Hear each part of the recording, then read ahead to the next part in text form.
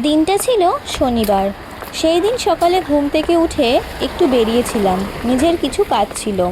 আর বেরিয়ে আমি ভাবছি যে আমি সকালে কেন বেরোলাম, এত রোদ রাস্তায়, কিন্তু যেহেতু বেরিয়েই পড়েছি তো এখন তো যেতেই হবে। তাই আমি মাঠের পাশ দিয়ে হেঁটে যাচ্ছিলাম।